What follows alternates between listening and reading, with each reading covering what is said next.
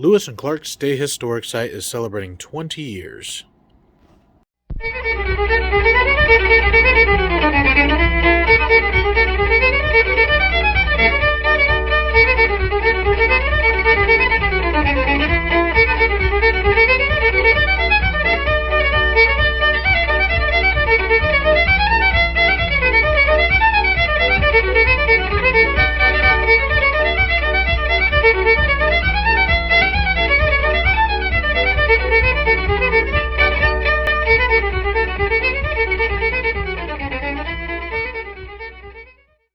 Hi, my name is Mike Kaufman.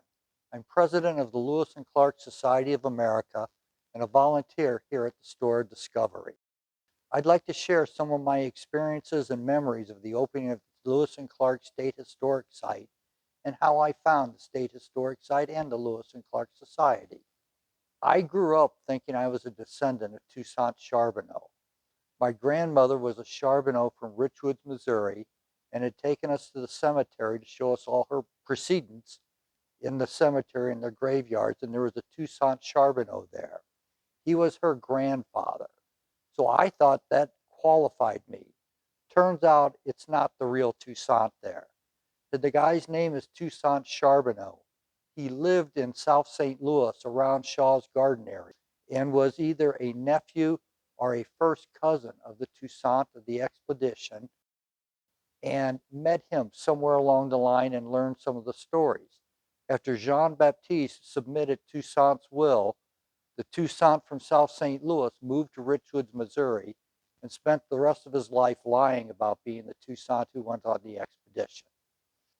I found this through the Lewis and Clark Society and the State Historic Site. It was the late 90s, and the internet was just getting great with our 56K modems and stuff. And when I would Google about Lewis and Clark and Toussaint Charbonneau, it would point to the Lewis and Clark Society. They were meeting at the time in the Hartford Library. They'd have a little meal, then a meeting, and maybe a speaker. My wife and I went to a couple, and it all seemed okay, fine, but I don't know that I'm going to be learning much here.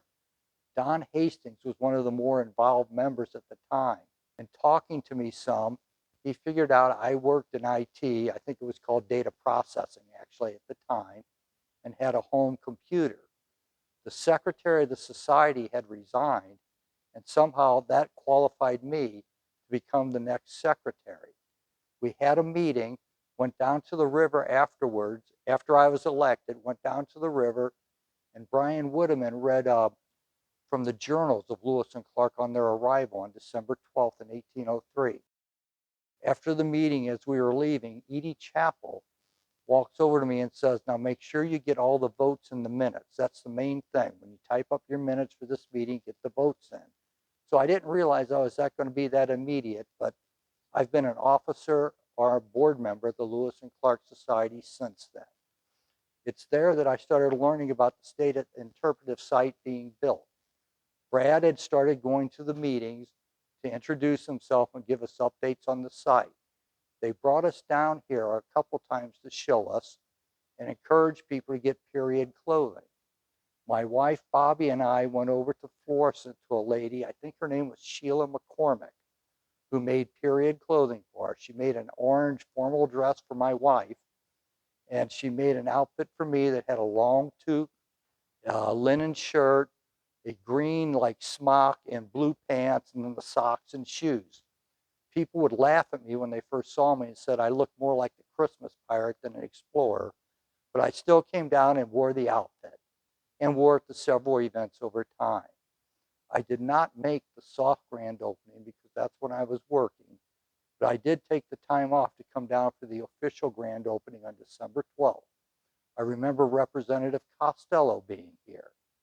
The place was filled. There were people all through the lobby. What the society had done as a fundraiser was we made cachet envelopes, little envelopes with the symbol of the society on it, and we got approval from the United States Postal Service for a first day of issue book postmark that was only used by the Hartford Post Office. And we sold those down here. It was a fun day. I was busy the whole time.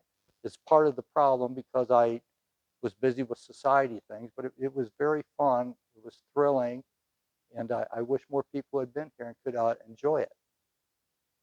It was actually a very exciting and active time with the Lewis and Clark Society, and as secretary, I was part of it all. The site entered, and we entered into an agreement with the Jefferson National Parks Association to run the store Discovery. Our biggest part of it was that we were putting up volunteer hours. What we found out was that the volunteer hours at the store and by other volunteers working around the site could be used as a matching part of National Park Service grants. And that was our matching part to get the artifacts of the store that were furnished to camp. All of their different articles all came through those grant monies. The way we did it was there were National Park Service challenge grants. The society was able to put up $10,000 in cash and donate another $10,000 based on volunteer hours. That put us up with $20,000, and we were able to qualify for most of the items. It was very fulfilling, and it's nice to be able to come down here and see 20 years later these items still exist and are on display at times in the Interpretive Center. Over time, the next couple of years, we qualified for a couple more grants. We were also able to use the volunteer hours as a match when the Settlers Cabin was built several years later. We also helped with the White Perot. It was a very involved project by the Society, and that was another very fulfilling project, and the Perot is still in use down here, and you can see it on display at special events. Thank you very much for taking the time to watch this video. I enjoyed sharing my stories with you, and I hope they don't put you to sleep. You'll be able to see this video on Facebook or on YouTube, or if you go to campdubois.com, the State Historic Sites homepage. Thank you very much.